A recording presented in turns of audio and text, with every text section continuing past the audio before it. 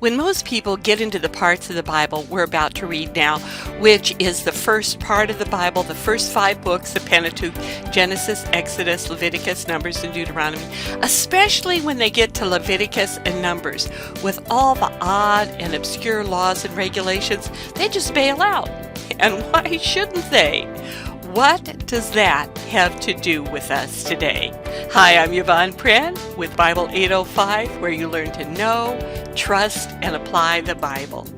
We're going to talk about that along with some tools to help us understand the Bible better in our lesson today entitled, Don't Bail Out! How to Understand the Old Testament Laws Using Historical Context and Typology. Why not bail out? Why not skip the outdated laws and odd ceremonies? We're all very busy today. We know reading the Bible's good for us, but this section of Bible reading about building the tabernacle and all the laws and regulations, what does it have to do with us? Why are we taking time to read it and talk about it? That's a very valid question, and the answers are important to understand. It is challenging reading, but as with any challenge, there are rewards after completing it. In the lesson today, I want to focus on 2 overall tools that will help you understand these passages, and not only these books, but your study of the Bible as a whole. And these 2 tools are, number 1, historical context, and number 2, typology. Now, first of all, I'm going to talk about how understanding historical context helps. Now, many people realize this. They know that if you understand the history, that it's very helpful. And it's particularly useful when you go through the Bible. When you understand the historical setting, the actions people take in it make so much more sense. The context gives meaning to the details. The way someone acted, for example, let's just take an example. The way people danced during, for example, the Middle Ages or even in the early 20th century is very, very different to the way people dance today.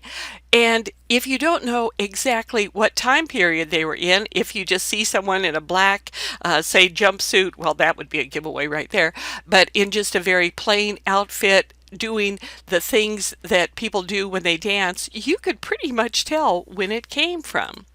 When you understand, and it's the same with the Bible, when you understand the historical context, you'll be able to answer the critics of the Bible, because quite a few misunderstandings about the Bible are because of the historical setting. People just pull stuff out and say, well, people would act like that today, and, why did that terrible thing happen? Or, ooh, that's really gross, those sacrifices.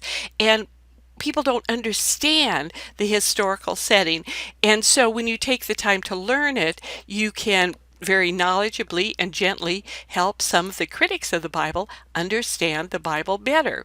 Now, let me give you a couple of examples. First of all, in the Old Testament, one very famous saying that comes out of it is the whole idea of an eye for an eye, a tooth for a tooth.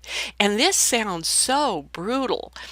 And in reality, though, in the context, and particularly the historical context, it really has a different meaning, because it was revolutionary in the setting of it, in that the punishment where this is mentioned, and it was a very familiar punishment. If something like this happened, you had to have equal justice. But what was really different in the Bible is that it applied the same to all people in all classes. Now, Hammurabi's code, which is a very famous code from a similar time to when, well, actually it was a little bit earlier, but it was still a very well-known law code throughout that part of the country. This is what it says. This is how it puts it. If a man has destroyed the eye of a man of the gentleman class, they shall destroy his eye. If he has destroyed the eye of a commoner, he shall pay 1 mina of silver. If he's destroyed the eye of a gentleman's slave, he shall pay half the slave's price. You see, justice in the ancient world, except for the Hebrew people, didn't really depend upon the act that was the act or the crime that was committed, but on your social status. And the Babylonians and many other ancient people clearly did not live under a social system that treated all people equally. And it must have sounded astonishing. Think about it, to this group of former slaves, that their justice, their punishment would be the same, no matter what their social status. And not only that, the same for men and women. We'll talk about these things more in our overviews of the books as we go through them. But then another historical context that is important. There are many laws on sexual purity in this section. And in addition to showing us God's standards for how to conduct our sexual lives, many of the laws make a lot more sense why they're emphasized so much, talked about so much, when we see them in their historical context. For example, in Egypt that the Israelites just came out of. Marriage between brothers and sisters and with other family members, just kind of marrying whoever was politically useful at the time, that was very common. But God clearly shows in his laws that this was not acceptable for his people. Also, during that time and into New Testament times, pagan worship also involved sexual rites, and God clearly defined how his people were to worship him, and sexual practices in the temple and sexual prostitutes, the exploitation, basically that's what it was. We sometimes just use this nice term, oh, well, there were uh, sexual or priestesses and young men that were served in the temple in a sexual capacity. That was pure exploitation. It was a horrible thing. And of course, this is completely forbidden in the Old Testament. Again, very, very revolutionary. And this whole separation of sexuality from how one worships God was really unique for the Israelites. Now, also the whole idea of sacrifices, some people think, oh, sacrifices, they were just so gross and awful. Well, again, you need to look at it in the surrounding times. Now, in the surrounding pagan societies, that practically every religion has, in one form or another, practiced some sort of sacrifice. But when the Israelites moved into the land, what was really quite horrible is there was very widespread practice of the sacrifice of children.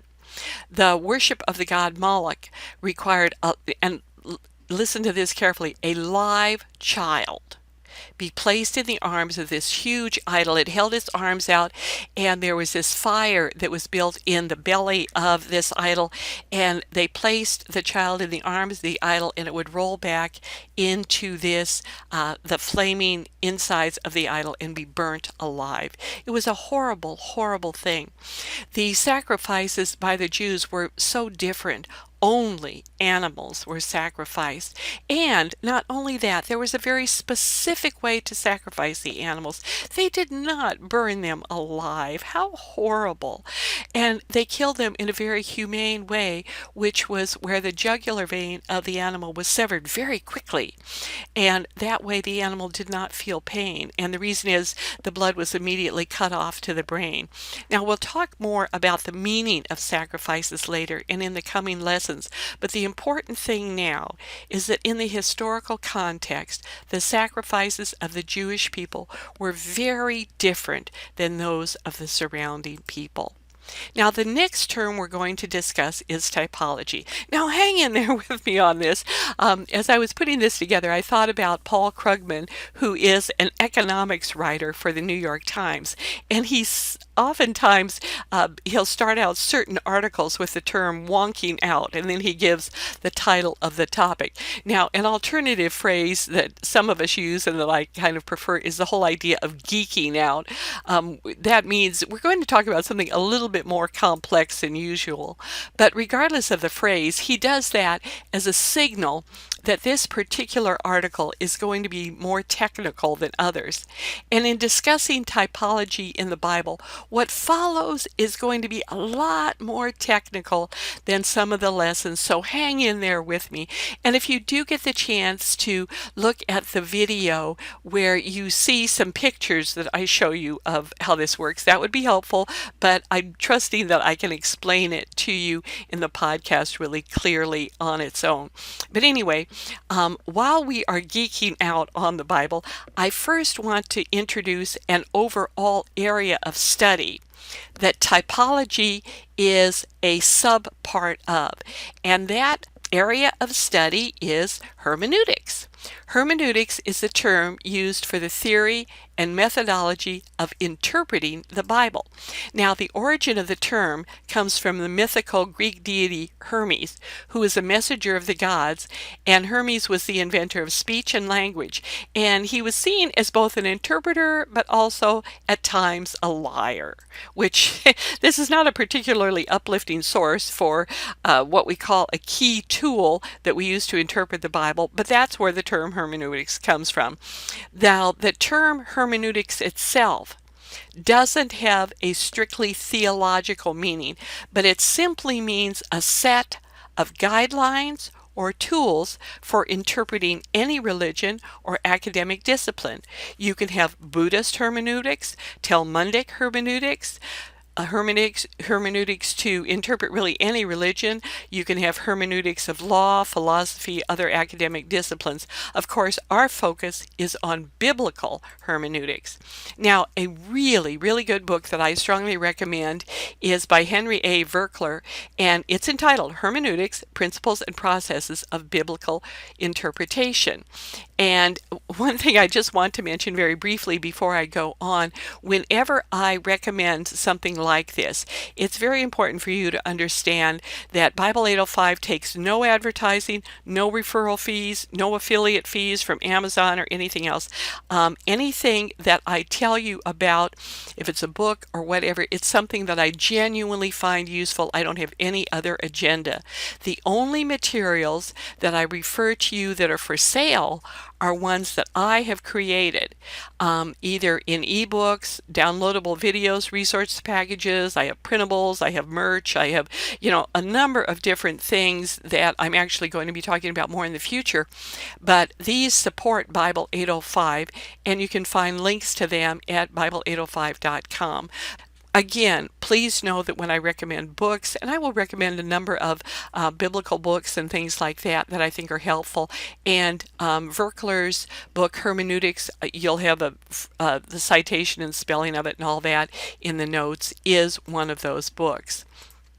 Now, here is his definition of typology, where he says, typology is based on the assumption that there is a pattern in God's work throughout salvation history. I totally agree with that idea, in that, as sort of a review of what I've said a number of times before, it's to be expected that there's a pattern because God is the author of the entire Bible. He is the God who exists outside of time. He sees all from beginning to end. And so when he writes the Bible, that of course he uses human authors to write it, he sees the whole picture. And so of course there would be a pattern, there would be a progression in it when you have this one author.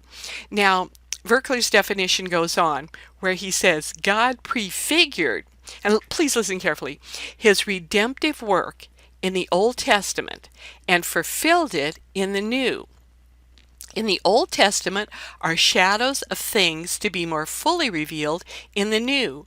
The ceremonial laws of the Old Testament, for example, demonstrated to Old Testament believers the necessity of atonement for their sins. These ceremonies pointed forward to the perfect atonement to be made in Christ. The prefigurement is called the type. The corresponding figure is called the antitype. Here is where it gets confusing, because when you read many biblical commentaries, they will talk about something being a type in the Old Testament. For example, the sacrificial lamb was a type of Christ's future death on the cross. So far, that makes sense. But then many commentaries go on to say that Christ's death was the antitype. And this always really messed me up. I couldn't figure out what they were talking about because doesn't anti mean something that's the total opposite? That's how, I've always defined the term, and most people do. But what they'd never take time to tell you, and I had to do a ton of research on this, the opposite is what it means in common usage, but the Greek definition, and I don't know who started using this first because it's really confusing, of the word antitype is actually the Greek word antitupos, which means corresponding as an impression to a die, like casting a die in a mold, in typology, etc. Well, when I read that, all of a sudden, it started to make sense to me. Now, bear with me. I'm really geeking out here because in the past, one of the many jobs I've had in my long work life, and I've had a whole ton of different jobs, most of them have kind of been on the same line. But anyway, I was a publication designer for many years. And actually, I guess I still am because I design all my own covers and layouts and ebooks and all that kind of thing. But as a publication designer, you learn a lot about typography. And the term antitupos, corresponding as an impression to the die, makes perfect sense when you think in terms of setting type. Because when type is set, and the typesetter looks at the set, it was when they used to use the hot leaded type or the type that they would put in the strips and lay it out, it's often upside down and backwards. Now the whole message is there, but the type isn't easy to read. But when it's printed, when the impression is made of the type, the antitupos, the meaning is clear. I have an illustration where I have some pieces of set type that just says Merry Christmas, and it's upside down and backwards, and it's really kind of hard to read. Now you can tell what it is. You have an idea of what they're saying, but then the antitype, once it's printed, it makes perfectly good sense. You see the message very clearly. Again, I have another illustration. You can see it very clearly. It's upside down and backwards, and it actually says a quick brown fox jumps over the lazy dog, etc., etc. But again, when you see the type just in and of itself, it's very hard to read. But the whole context is there. The basic idea is there. But once it's printed, the impression, the words are perfectly clear. And then, though Virkler doesn't actually really explain that, he does give a really good example of it, where he goes on to say, a type is a shadow cast on the pages of the Old Testament by a truth whose full embodiment or antitype is found in New Testament revelation. And he uses the example in John 3:14 and 15, where it says, as Moses lifted up the serpent in the wilderness, even so the Son of Man must be lifted up, so that whosoever believes in him will have eternal life. Now Jesus points out two resemblances, the lifting up of the serpent and of himself. The life and then he also talks about life for those who respond to the object lifted up. Again, in the Old Testament, it was simply a picture. The reality of it happened, even though there was a healing of people's physical diseases back in the Old Testament, full spiritual, and the healing that results in eternal life came with Jesus. Now, a little bit more about types. Both the type and the antitype, now this is super important, are thoroughly rooted in history, in actual events that have taken and will take place. The types are prophetic in nature. Most often they have to do with Christ. They're definitely designed as an integral part of redemptive history. They're not afterthoughts that you read back into it. Oh, well, that must mean sort of whatever. No. God very clearly planned these things out. They may be only partially fulfilled, even in the New Testament, and more fulfillment is coming. That's how Baker's Dictionary of Theology defines them. Now, to emphasize this thought, God is the author of types and antitypes. They are not something unintended that we read meaning into later. Now, some specific examples of how typology relates to the passages that we're reading now. The Jewish tabernacle and all associated with it is commonly seen as a series of types of Jesus Christ. In other words, images that he will later specifically fulfill. Jesus describes himself as the door and the only way to God. And there was only one way to get into the tabernacle court: the sacrificial lambs. They're the most significant and in many ways the easiest to understand representative. So the Jews, just for all of their lives, they witnessed these lambs being sacrificed throughout all of Jewish history. But then when John sees Jesus coming to be baptized, he says, "Behold the Lamb of God that takes away the sins of the world." Now, if you don't read the story of the sacrificial lamb in the Old Testament, you have no idea what he's talking about.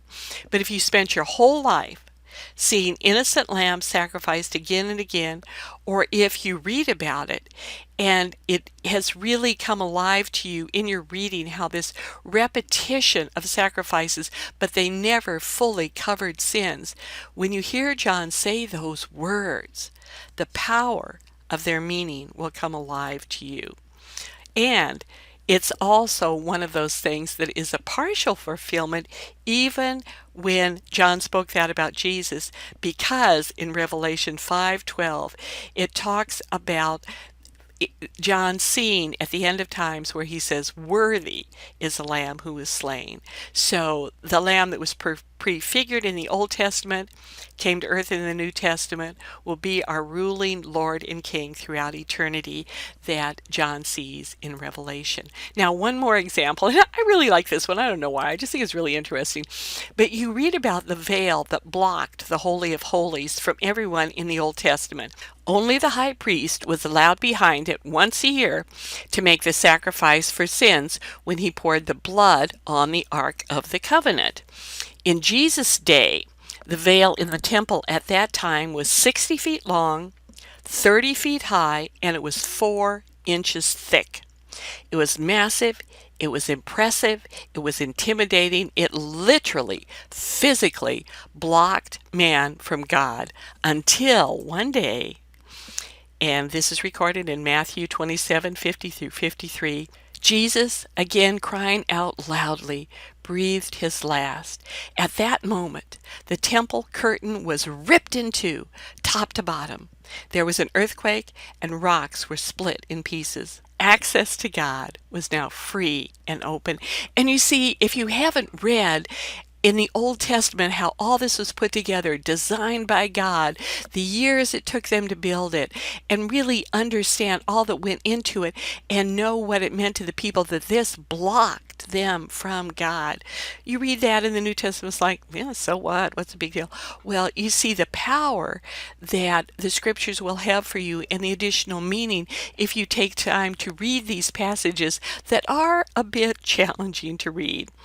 What had in the past been a symbol, a type of separation, now became one of free access. Now, a little bit of an expansion of the importance of types. Biblical typology, as evidenced in the writings of the New Testament, always involves a heightening of the type in the antitype. It's not simply that Jesus replaces the temple as a new but otherwise equal substitute. No, Jesus is far greater than the temple. It is not as though Jesus is simply another in the line of prophets with Moses, Elijah, Isaiah, and Jeremiah. No, Jesus is much greater than the prophets. It is not as though the new covenant replaces the old covenant as a more modern but equivalent alternative. No, the better covenant is far greater than the old covenant, a better covenant rendering the old obsolete. The type thus is so heightened, escalated, or intensified in the antitype that by contrast it loses its own weight and significance. This is from the equip.org site. And this is also an example of progressive revelation, how God doesn't tell us the whole salvation story at once, but part by part throughout history. And the tool that he uses for a progressive revelation is typology. So with these types, we get a more and more perfect image as the Bible history goes on. And I must admit, this is just a little wondering on my part, but I've sometimes wondered if it's just kind of a test for us to see if we're paying attention. That God organized the Bible this way.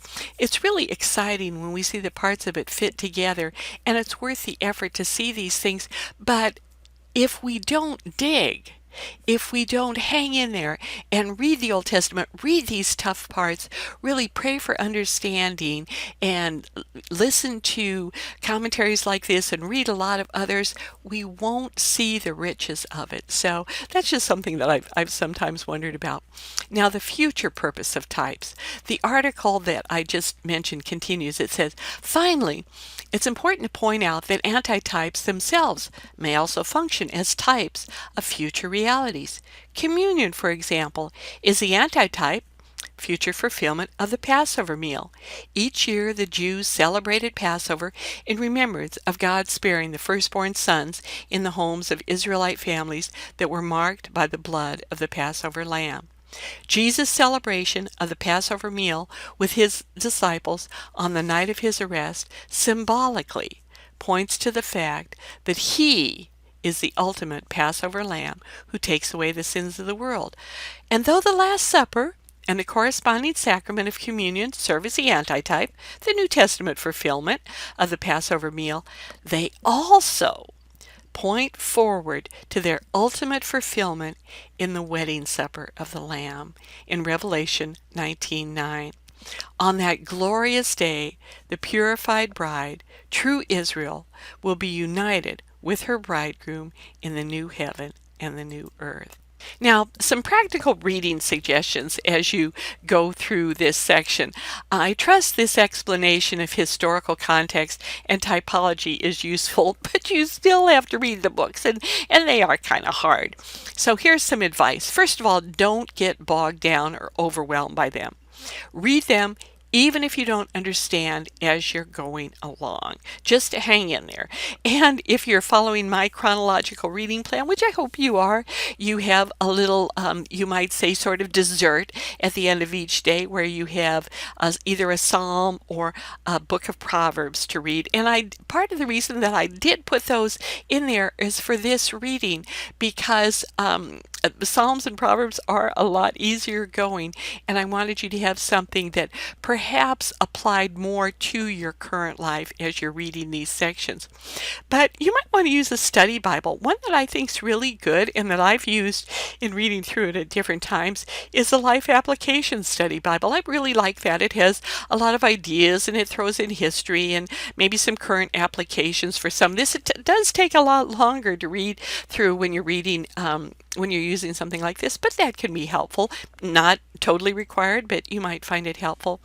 And as always, remind yourself to pull back to the view of God outside history, giving us these evidences that He is the author of our salvation, that He designed these types to give the Old Testament believers a view of what is coming. And we're going to study the types in the New Testament of what's coming for us in the future. As the quote that I shared said, there will be future fulfillment of things we only understand dimly now. The reality of Jesus coming to earth was so much greater than the type of the lamb sacrificed. That seemed a clear fulfillment. And yet it took many years and many letters by the Apostle Paul and others to explain the fulfillment of that type. But that isn't the end of typology. After the confusion of this earth is over, there will be a time when we'll experience the fulfillment of the types the Lord allowed us to see only faintly now. The brief mention of the marriage supper of the Lamb, we have no idea what that really means. What'll be served, how will they do it, who will be there. I mean, we know the church, but will we be seated by family member? There's so many things we don't know, but we will. we'll learn the meaning of many things that confused us, and we'll know the joy of the promises we long hoped for. I imagine we'll have a lot to learn when the geeking out and the guessing is over, when all the types become eternal reality, and when we see our teacher and Lord face to face.